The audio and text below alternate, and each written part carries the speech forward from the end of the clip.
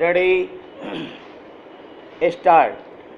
Mr. Vice Chairman, I think whatever time is allowed, that is my due time and legitimate time, and I will speak within that.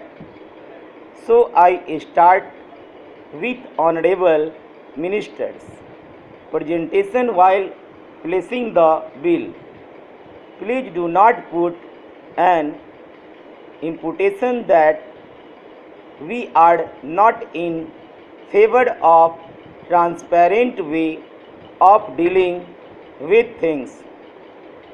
Do not put that imputation. That is a false imputation. If you go through our amendment for your so-called transparent mechanism, I think there is no opposition to that. We oppose the bill on certain basic premises. You are altering the basic structure of the Coal Mines Nationalization Act after a long experience of private mining. They have nationalized the coal mining sector, and thereafter the coal production in the country got more than quadrupled. Coal conservation has improved.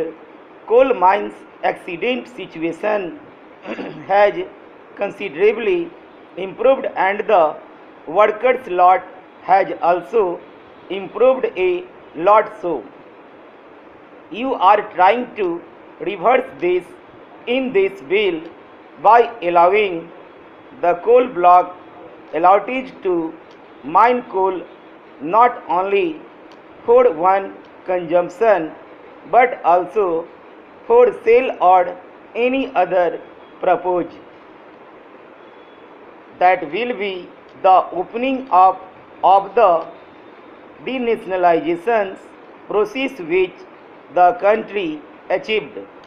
The people of the country achieved not only the government or the Prime Minister. It was a prolonged struggle of the people which had achieved this. You are now reversing that process. We are opposed to that reversion. You may agree or disagree, but we oppose this bill.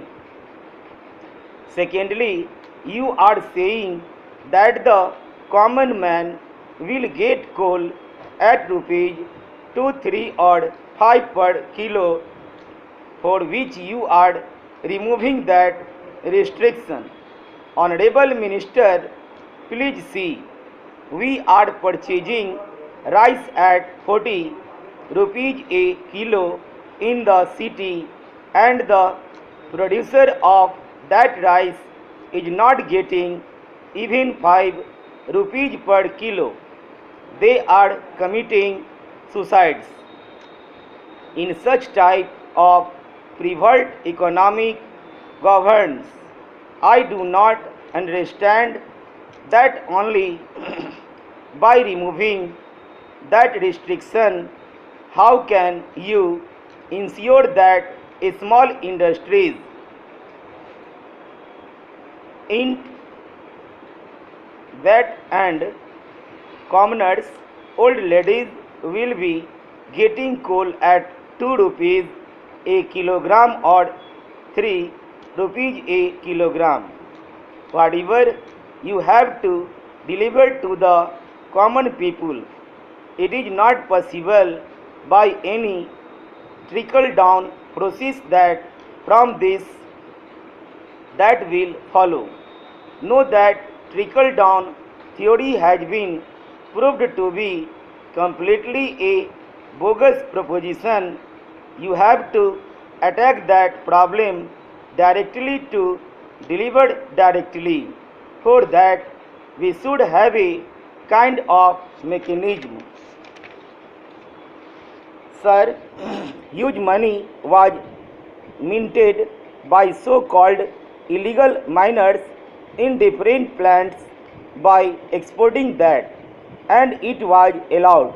How come such pervert price difference gap? The production cost is rupees 300 per ton, which may fluctuate to maximum rupees 350, and the actual final product cost is rupees 4000, but of this the major victims are the workers. They did not get anything out of that. The localities' inhabitants did not get anything out of that. How can that perverted situation continue? Your bill has given no solution to that. You are talking about the labor dues, that it would be given priority. This is your bill as reported by the Select Committee. I would like to draw the attention of the Honorable Minister. This is your one Select Committee report. It is as reported by the Select Committee. That clause is still there. Secondly, Wakes bonus, gratuity, pension and provident fund will no more be the liability of the prior allottee. It will be the liability of the future allottee.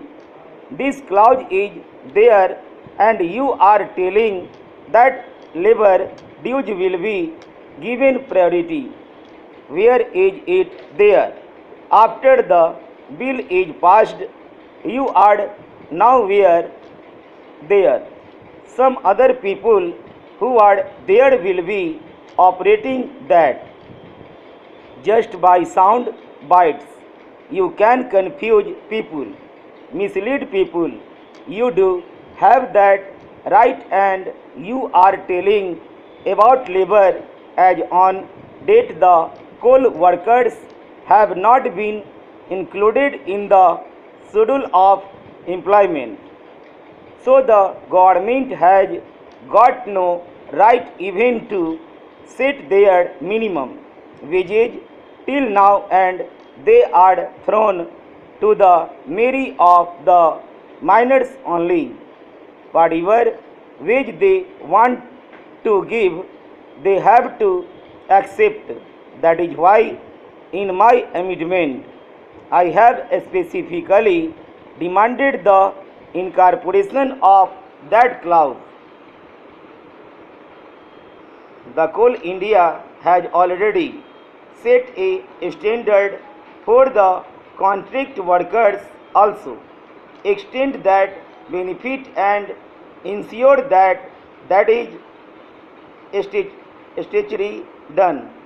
If you are telling that we will take care of it in the rules, I am afraid it is not going to happen.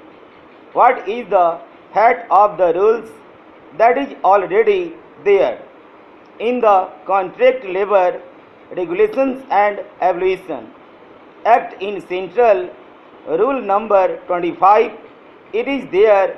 It says, for doing same and similar work, the contract workers will be getting the same wages as regular workers. In your one department, are you giving it to the temporary workers who are there? I am sure you are not giving it. Nowhere in the country was that applied, although they are there in the rule not from today but from 1970. Stop.